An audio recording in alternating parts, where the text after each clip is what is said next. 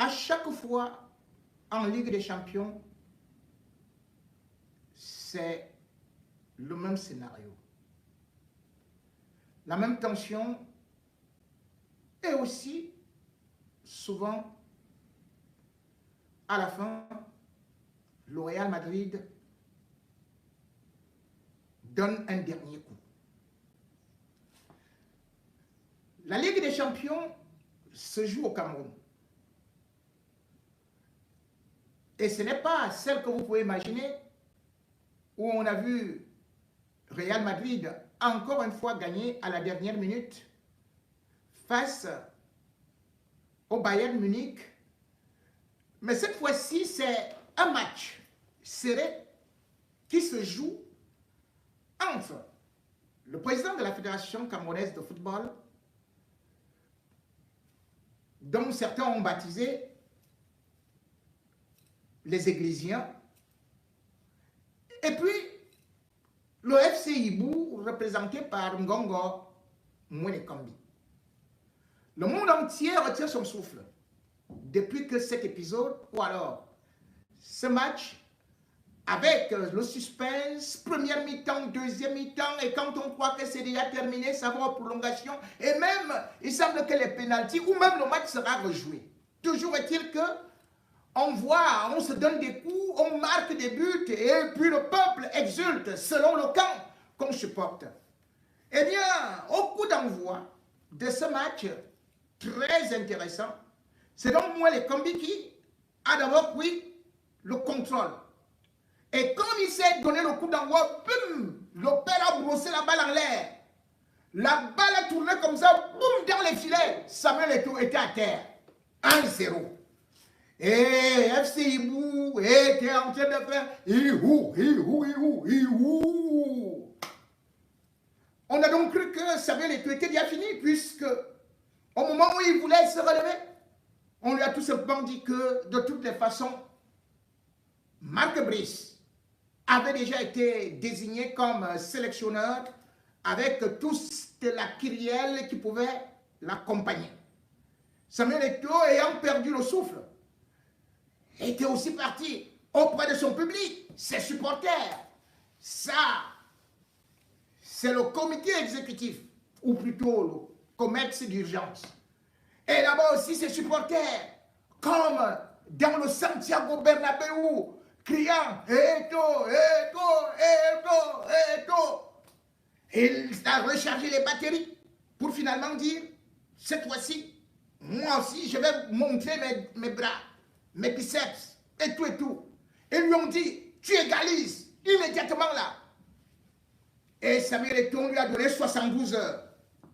Et justement, comme dans le match du Real, mené jusqu'à la 72e minute, voilà Samuel Eto'o, le petit qui prend la balle, il crochette, il est par la gauche, tourne sur lui-même, envoie un centre, un but.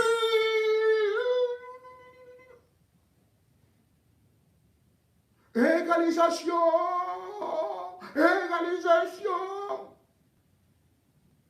Alors qu'on croyait que le match était terminé, certains supporters du FC Ibou disaient déjà même que oh, Samuel Eto'o, tu n'as que la bouche, rien que la bouche. Tente même de nommer même un jardinier. Tente même de nommer encore tel ou tel. Et tu vas voir ce qui va t'arriver. Bref, ce match, pendant qu'on croyait que c'était terminé, pendant que moi j'étais en studio pour justement le match de Barça contre Real, c'est là où on m'annonce justement cette égalisation avec, bien évidemment, dans le nouveau staff, eh bien, des nouveaux noms. Et ce qui était avant, pratiquement balayé. C'est une figure de style pour vous décrire ce qui se passe actuellement au Cameroun et qui tient le peuple en haleine. Qu'est-ce qui se passe donc au Cameroun et plus particulièrement entre la FECAFOOT et le ministère des Sports et la présidence de la République? C'est un sujet que j'aurais souhaité ne même plus en parler parce que j'en ai assez fait écho. Mais compte tenu du fait qu'il y a des rebondissements à la façon du Real Madrid, compte tenu du fait que, justement, il y a d'autres objectifs et même une finale qui arrive parce que le match n'est pas encore terminé, je me devais donc d'entrer en jeu et surtout, en tant que reporter, en tant que journaliste sportif, d'en faire une analyse succincte, une analyse un peu plus précise par rapport aux enjeux, par rapport aux acteurs, par rapport aux supporters, par rapport aux forces et faiblesses des deux équipes. Quant à ce qui concerne d'abord les deux équipes, il faut se dire que lorsqu'on voit aujourd'hui les Lions indomptables et ce qui se passe et ce qui se joue, c'est surtout la guerre des clans. La guerre des clans entre justement ceux-là qui sont sous la houlette de Ferdinand Gongo, secrétaire général, ministre d'État, et aussi l'autre clan, où il y a le directeur du cabinet civil, Mbonda Yoro, et où finalement Samuel Eto'o s'est retrouvé au milieu de ces enjeux-là. Et l'enjeu est de taille, dans la mesure où jamais dans la vie, on n'avait pu constater qu'un président de fédération tienne tête à un membre du gouvernement, qui plus un ministre d'État, secrétaire général à la présidence, et jouit de la signature par délégation octroyée par BIA depuis 2019. Beaucoup auraient d'ailleurs imaginé et juré que Samuel Eto'o ne pourrait même pas faire la moindre nomination et qu'il serait déjà en prison, puisque certains ont trouvé cela comme étant une rébellion dans la mesure où, depuis le 2 avril, jour de la nomination de Marc Brice par le ministre des Sports, Mwele Kombi, eh bien, Samuel Eto'o pratiquement a fait le dos rond et n'a pas validé cette élection. On a plutôt assisté à une sorte de ping-pong épistolaire avec des mots superfétatoires, avec la grammaire, la verbologie, la haute lexicologie d'un agrégé. Le professeur Mwele Kombi, qui a voulu nous épater, et surtout qui a voulu épater Samuel Eto'o, l'effrayer, et qui lui a d'ailleurs dit que, mais oh petit, si tu tentes même de ne pas signer ça, moi je déclenche immédiatement les poursuites judiciaires contre toi par rapport à ce que tu as déjà volé à la FECAFOOT, par rapport à 4 milliards, par rapport à 2 milliards, par rapport à la gestion des Lions. Bref, Mwele Kombi, autant sûr de lui-même, sûr de sa force, sûr aussi du soutien qu'il a au niveau de la présidence de la République, était donc convaincu qu'il allait broyer Samuel Eto'o comme une fourmi. Mais sauf que, là, il se retrouve devant quelqu'un qui est assez costaud, quelqu'un qui ne rigole pas, quelqu'un qui, lui également, sait donner des coups, et quelqu'un qui, d'ailleurs, a utilisé la stratégie du Real Madrid, même si c'est un ancien du Barça, il a quand même joué au Real Madrid, c'est-à-dire, il plie, mais ne rompt jamais. Et à la dernière minute, contre-attaque, il pique, poison, but. Et voilà comment est-ce que Samuel Eto'o, dans sa stratégie donc, il a laissé pourrir le match. Il a fait semblant qu'il était pratiquement dans les filets, sur des cordes, qui ne pouvaient plus réagir, jusqu'à ce que finalement, il a sorti tous ces noms-là, mettant à défi, aujourd'hui, Mwele Kombi. Pour ceux qui ont suivi, nous allons, et pour ceux qui ont suivi l'échange épistolaire entre Samuel Eto'o et Mwele Kombi, nous allons essayer de vous les lire pour vous replonger dans cette ambiance délétère, dans une ambiance de guerre où pratiquement, là, on montre pratiquement que ce n'est plus le jeu, ce n'est plus le simple football, ça va au-delà, c'est politique, et c'est aussi à celui qui reviendra le souffle, qui finira par remporter le match. Je vais d'abord vous proposer ce qu'on appelle l'équilibre des forces. Les déclarations qui ont été faites, la méthode Samuel Eto'o, la méthode Mwele Kombi. Je vais vous proposer quelques vidéos pour que vous compreniez ce qui a alimenté la crise et comment les spécialistes, et même Samuel Eto'o lui-même, ont pu déjà donner le là de ce qui allait se passer.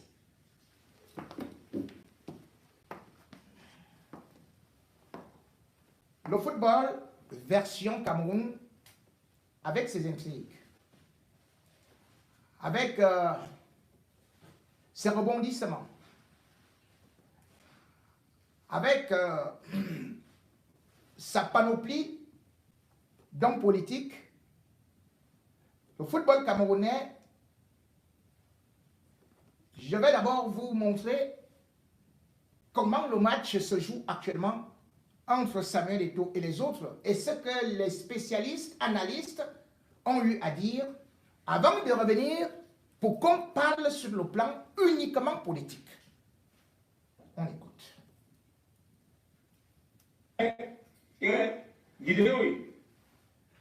Voilà Mambik. Félicitations coach. Merci de la fête pour la suite. Merci. Voilà Mambik qui est déjà coach. Il est content. Avec cannabis. Le cannabis. Voilà. Eh oui. Eh oui. Rira bien qui rira le dernier. Dansera bien qui dansera le dernier. Samuel Eto'o, écoutons-le.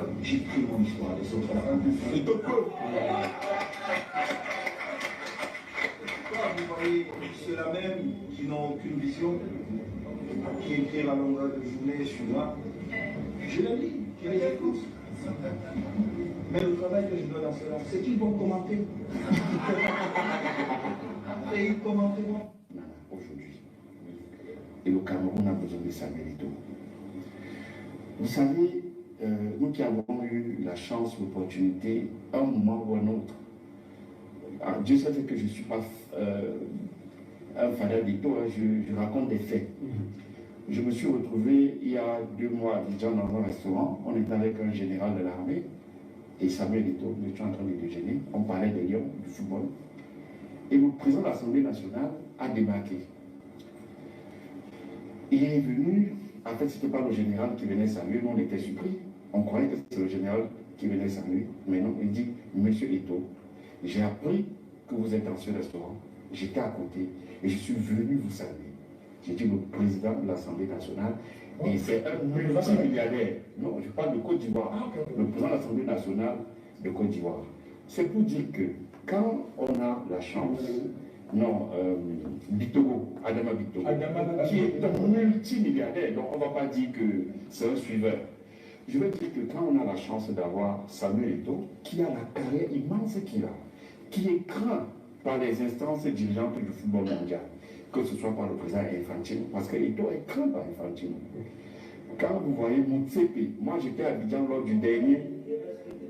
Non, moi j'utilise mes mots, j'assume ce que je dis.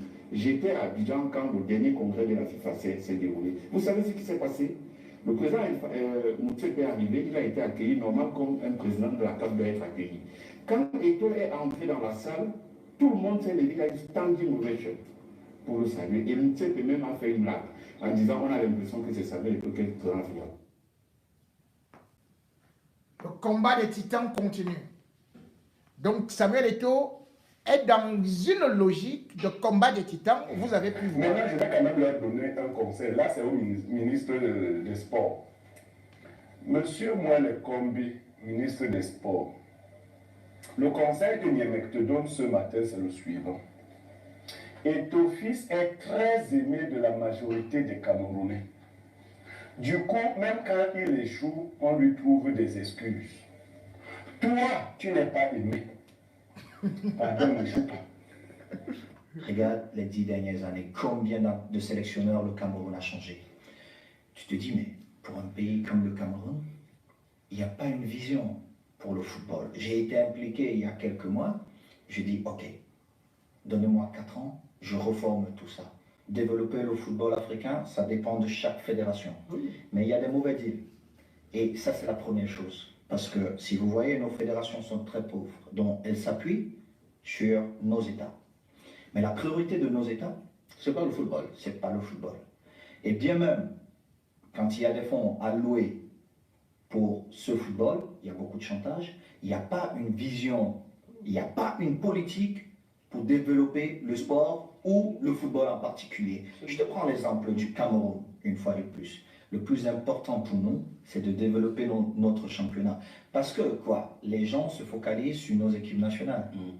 Mais, ce que nous devons développer, c'est les championnats pour que ce championnat nous permette d'avoir des joueurs dans nos différentes équipes nationales et pouvoir permettre à cette équipe nationale de ne pas vivre un certain chantage. Mais quand tu dis ça aux gens au Cameroun, ils disent, mais lui, il dit ça parce qu'il est riche. Mais non, la seule chose qui intéresse ces dirigeants, c'est de voler. De voler. Ils n'ont aucune vision. Quand tu viens et tu dis, j'ai besoin d'un sélectionneur, 4 ans, qui vient, qui me réorganise toutes les équipes nationales, qui réorganise l'équipe nationale senior, où les joueurs ne viendront pas dire, moi je ne vais pas jouer en sélection parce que je ne suis pas l'ami de tel. Monsieur, quand tu es sélectionné, tu viens jouer, c'est pas parce que tu es l'ami de tel. Moi, j'ai vécu ça à l'équipe nationale pendant 10 ans, où il y avait un clan qui voulait jouer entre eux. Pourtant, les meilleurs n'étaient pas dans ce clan. Il y avait 1 ou 2 joueurs qui méritaient de jouer, mais vous ne pouvez pas prendre un groupe d'amis et les mettre dans une équipe nationale qui défend 25 millions de personnes. Donc, toutes ces choses. Mais quand vous le dites, Alain, moi, on m'a traduit au conseil de discipline, un de tes amis ministres, merci beaucoup, m'a carrément menacé lors du truc qu'ils ont organisé entre eux pour dire aux Camerounais, non, c'est Samuel le fautif. J'ai dit non, vous ne pouvez pas prendre quelqu'un qui ne sait pas lire, vous le mettez team manager. Ce n'est pas possible. Je ne sais pas de quel ministre il s'agit, mais en tout cas, tu sais de quoi je parle. Moi, je dis, pour organiser le football africain, les Africains doivent prendre les responsabilités des présidents de fédération et ne pas laisser les différents ministres de sport venir s'ingérer dans la gestion du foot. Tu disais, Alain, tu disais tout à l'heure, on ne s'implique pas. Moi, je suis arrivé, j'ai dit... Il avait déjà dit qu'il ne veut pas que les ministres des sports se... Lui, avec son argent, il veut nous imposer les choses. Non, c'est parce que j'évite. Quand vous avez des anciennes gloires qui arrivent à la fédération, qui touchent 1 million, alors qu'on ne... 1 million de francs CFA, mais vous ne voyez même pas le bâtiment de la fédération, vous dites non, je veux stopper ça, il nous faut un bâtiment digne du Cameroun, il nous faut des stades, il faut que les jeunes qui viennent en sélection aient un centre comme Clairefontaine, même si ce n'est pas le meilleur, parce que j'ai vu un centre au Maroc oui, qui est juste incroyable, et il faut être fier de cette Afrique-là. Donc, je dis, alors, ces gens se retournent contre moi, ils ne disent pas aux gens, non, c'est parce que Samuel a enlevé notre salaire qui était à 1 ou 2 millions de francs CFA, pour qu'on mette ça dans un centre, pour qu'on mette ça dans l'organisation du football des jeunes, pour qu'on mette ça dans l'organisation même du championnat camerounais, qui devrait nous donner des joueurs qui vont défendre les 25 ou 26 millions des Camerounais. Non, c'est pas ça. Alors, ils créent un groupe, et j'étais en désaccord avec certains de mes aînés, et certains parents qui m'ont demandé même de ne plus les appeler papa, mais je m'en fous. Pourquoi? Parce que ça revient toujours même, c'est l'intérêt personnel. Pourtant, le football, il y a trop d'intérêt personnel. Malheureusement, il y a trop d'intérêt personnel. Je dis, ok, donnez-moi 4 ans, je reforme tout ça. Ouais,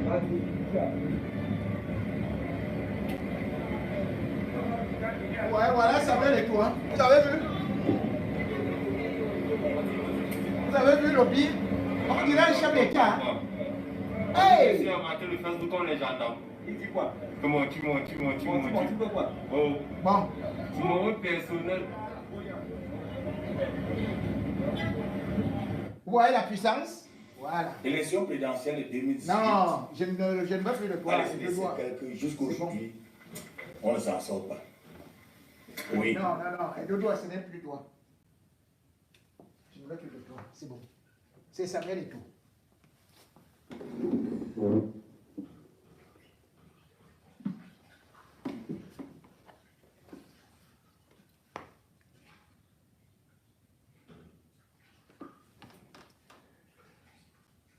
Samuel et tout, en arrivant donc à l'Africa Foot, avait déjà ses projets et ses ambitions, comme vous avez pu le constater.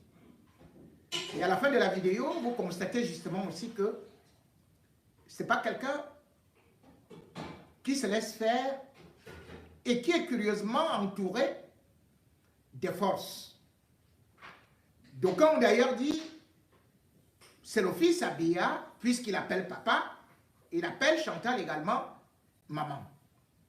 Mais sauf que Samuel Eto'o gêne aussi.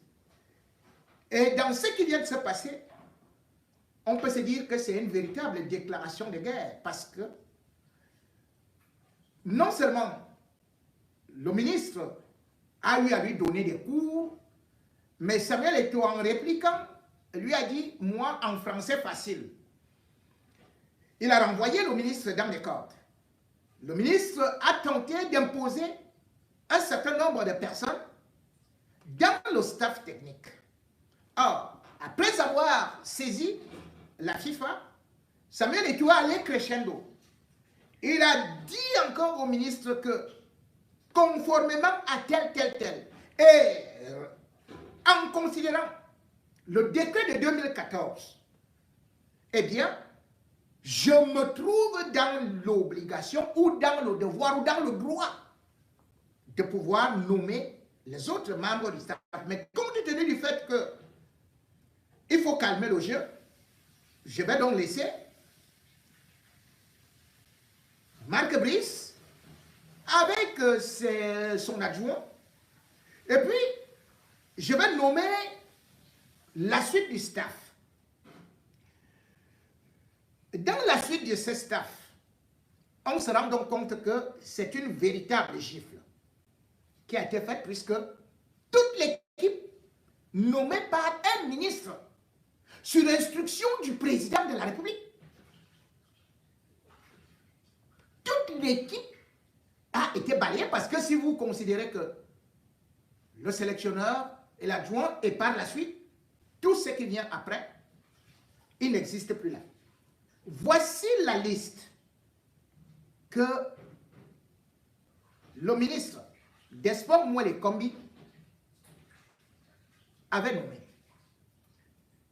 Didier Banlok, c'est-à-dire que dès que vous enlevez Marc Brice, vous avez donc Didier Banlok. C'est un ancien ami de Samuel Eto'o et qui ne se trouve plus dans de meilleures conditions avec Samuel Eto'o. C'est une véritable guerre. Et c'est Mwele Kombi qui vient avec lui, alors qu'il dit que le chef de l'État lui a demandé d'apaiser le vestiaire et de faire la reconstruction dans la sérénité. Mais il est revenu quand même avec Didier Banlok, coordonnateur des sélections nationales, qu'il a nommé. Samuel Eto'o, lui, l'a viré. Et il a nommé Benoît Angwa, coordonnateur général. Et comme adjoint, Serge Pensi. Le ministre Mwele Kombi a nommé François Omambiyik, entraîneur adjoint numéro 1, H. Besson, entraîneur adjoint numéro 2. Samuel Eto'o est venu, les a virés, il a nommé Ntungumpile, Martin, entraîneur adjoint numéro 1. David Pagou, entraîneur adjoint numéro 2. Le ministre Mouele Kombi est parti prendre un grand gardien qui, cependant, vend déjà les véhicules à Lonka, à Lumboukar. Il a nommé entraîneur des gardiens de but. Samuel Eto'o, lui, il est revenu. Il a dit, pas lui. Samuel Eto'o a donc désigné Idriss Carlos Kameni, avec qui d'ailleurs il avait gagné, je crois, les Jeux Olympiques de 2000 et aussi de Cannes. C'est lui qui est donc maintenant chargé de garder le but. Et là, la difficulté c'est quoi? Il est l'entraîneur des gardiens de but. André Onana est le gardien de but de Lyon, qui ne s'entend pas avec Samuel Eto'o. Et qui voulait plutôt un autre entraîneur des gardiens de but. Ils vont parler comment? Comment ça va se travailler? Dans la mesure où l'équipe de Marc Brice est construite autour de André Onana. Et l'homme qu'on nomme pour aller entraîner André Onana est nommé par Samuel Eto'o.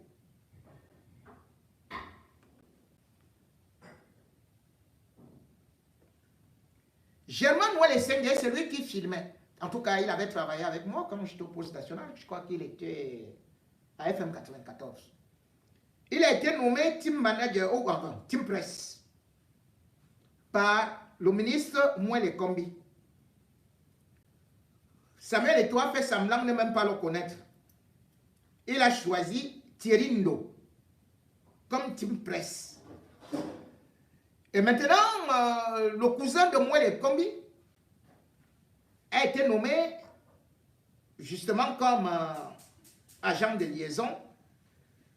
Et là, non seulement on l'a enlevé, mais par la suite, Samuel Eto'o est venu, il a nommé Ebolo Abada, Arnold.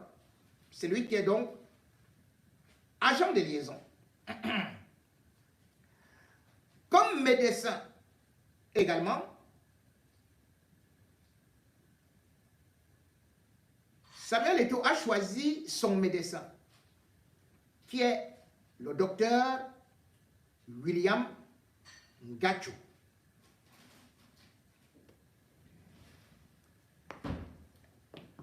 On comprend donc que ici, les gens peuvent dire tout ce qu'ils veulent.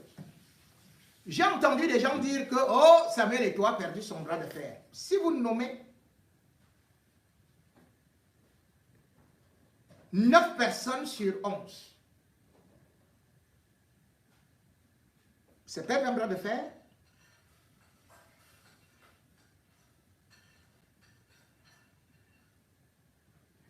Bien plus, ce qui vient de se passer, Samuel Eto'o allait beaucoup plus loin dans la mesure où il a même été très très direct et n'a même pas porté les gants, parfois pour répondre à Mouele Kombi. Extrait.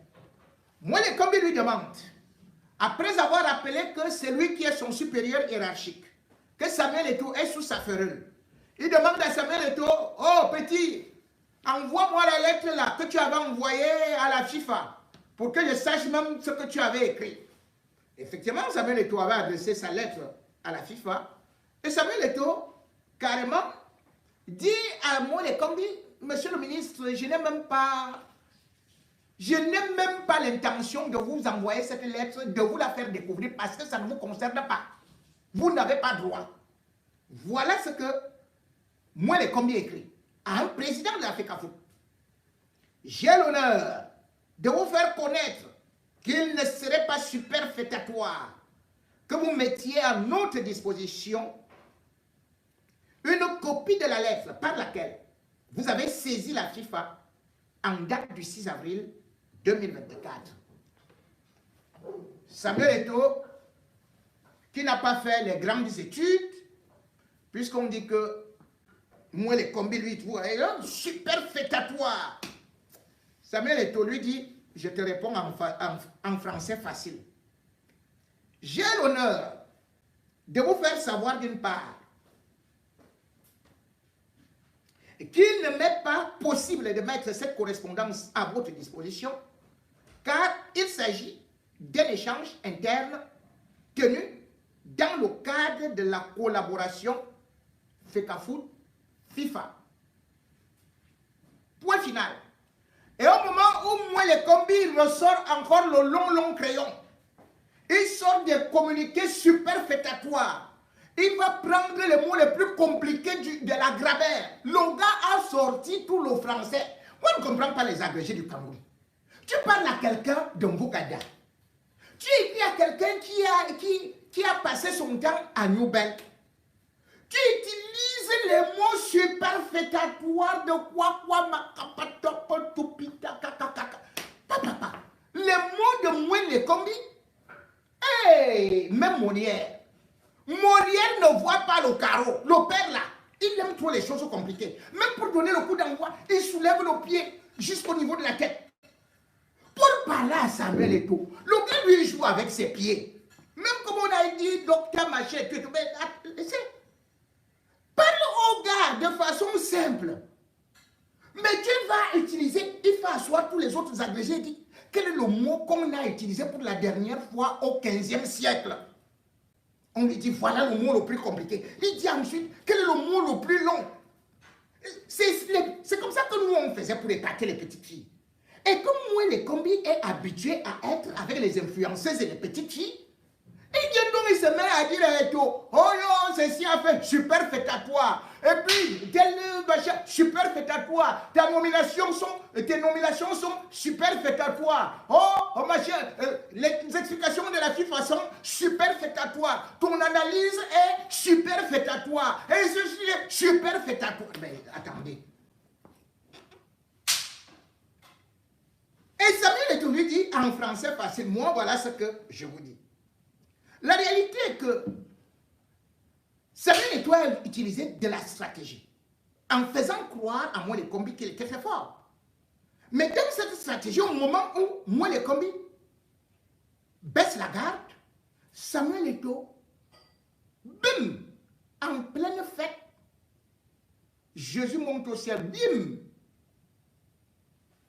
il te sort le communiqué, il te sort les nominations. Moi, les combis, lui, il est déjà à l'hôtel avec les petites et les petits. On appelle encore moi les combis que voilà, alors Samuel Eto'o qui a déjà fait les nominations. Pendant que moi les combis en train de vouloir mettre le pyjama, la FIFA a déjà fait le communiqué. Que bon, nous, le Cameroun a déjà un nouveau sélectionneur. C'est Marc Brice. Et on donne les adjoints nommés par Samuel Eto'o. Moi les combis courent à gauche, courent à droite, Ferrier chômé. Il va faire comment? Jusqu'à... Moi, les combis ne sait plus quoi faire. Il va appeler la secrétaire, va m'écrire un communiqué super fêtatoire. La secrétaire ne répond pas. Il va appeler l'autre qui se trouve avec une petite ou dans quel hôtel là. Il ne répond pas. Moi, les combis ne sait plus quoi faire. Il appelle Ngongo. Ngongo, il a fermé le téléphone. Parce que Ngongo lui-même comprend que l'affaire là devient très compliquée. C'est une affaire très super fêtatoire là. Et que quand c'est super fêtatoire là, ça peut concerner le pouvoir et le mouroir et même le dépotoir. Donc, Ngongo lui-même il ferme le téléphone. Et voilà moi les combis qu'on attend. On avait donné 72 heures à Samuel Eto'o. Le gars regardait. C'est comme les matchs du Real. Hein. Il joue 90 minutes. Après, à la 12e, c'est dans les 12e dernières minutes là, des temps morts là, que le Real est toujours dangereux. C'est là où Samuel Eto'o vient planter le but à moi les combis. Ouais, est-ce que vous comprenez jusqu'où le but l'a fait mal? Les gens vont dire tout ce qu'ils peuvent dire. Mais la réalité est que nous sommes là devant des faits concrets. Moi, les combis a nommé Brice Marc depuis le 2 avril. Est-ce que la FIFA l'a reconnu? Non. Ce n'est que le 8 mai, C'est-à-dire que plus d'un mois après, rien que quand Samuel Eto'o sort le communiqué, c'est là où la FIFA aussi met Marc Brice comme étant le sélectionneur. Ça revient donc à une chose que nous étions en train de dire depuis. Certains que nous avons dit que Samuel Eto'o était dans ses droits au regard de la loi, au regard du décret. Et nous avons dit que, oh, vous êtes vendus. Oh, vous n'êtes plus ceci et cela et tout et tout et tout. Donc la FIFA est vendue. Expliquez-moi. Quand moi je vous disais que ce n'est que quand Samuel Eto'o va valider Marc Brice qu'il sera reconnu comme entraîneur des Lions, sélectionneur des Lions. Tant qu'il ne le fait pas, rien ne sera fait. Mais certains qui n'ont aucune connaissance, parce qu'ils veulent juste salir mon nom, parce qu'ils sont aigris et parce qu'ils sont dans la haine. Ils ont préféré dire que, oh yo, je pourrais bien, on t'a donné combien, on a fait ceci et cela. Les mêmes gens, quand je supporte un opposant, je ne suis pas corrompu. Mais quand j'explique ce qui est là, expliquez-moi maintenant. La FIFA a été achetée. Quand la FIFA maintenant reconnaît la liste de Samuel Eto'o, est-ce que la FIFA a été achetée? Parce que c'est la loi. L'intermédiaire, ce n'est pas le ministre des Sports. L'intermédiaire, c'est le président de la fédération. Et nous sommes là pour essayer de dire aux gens, les Atangandji, les Ngongo, le régime Biya a toujours fonctionné par les intimidations, par la violation de la loi, sous prétexte d'utiliser des hautes instructions. Et c'est pour cela que nous avons dit non. Nous ne pouvons pas être dans un état de non-droit où on piétine la loi et on dit non, comme tu avais accepté la première fois, donc il faut continuer à accepter. Mais non, je peux accepter aujourd'hui une injustice, mais demain je la refuse. C'est comme les Camerounais ont accepté parfois que Paul Biya vole une élection. Mais en 2018, les Camerounais se sont levés pour dire non au hold-up électoral. En 2025, peut-être ils vont passer à une vitesse supérieure. Quelqu'un ne viendra pas dire que, oh, quand l'élection de 2011, tu avais supporté, oh, quand tu étais dans le régime, tu supportais, quand tu étais ministre, toi, quand tu avais accepté, donc tu ne peux pas protester. Mais non, ce n'est pas ça. C'est qu'à une certaine période, on doit prendre conscience. Et surtout, on doit défendre ses droits. Et non valider un régime qui fonctionne par embuscade. Un régime qui fonctionne uniquement par des hautes instructions. Un régime qui ne connaît pas le respect de la loi, des règles établies. Qui ne profite que de la force, du passage en force, pour essayer d'imposer un certain nombre de choses. Aujourd'hui, quand on parle de l'affaire Samuel Eto'o, c'est aussi une occasion de dire qu'il y a ce qu'on appelle des victimes collatérales. Vous avez pu voir Oman Beyik qui a fêté sa nomination. J'ai lu certains dire qu'il pourra être maintenu. Il sera maintenu. Mais sur quel banc? Il peut être payé par le ministre des Sports. Mais il va s'asseoir où? Puisque la FIFA ne va jamais le reconnaître. Les gens qui ont été nommés par Mwele Kombi, s'ils n'ont pas été validés par Samuel Eto'o, ils ne peuvent pas être sur le banc des Lions. Ce n'est pas possible.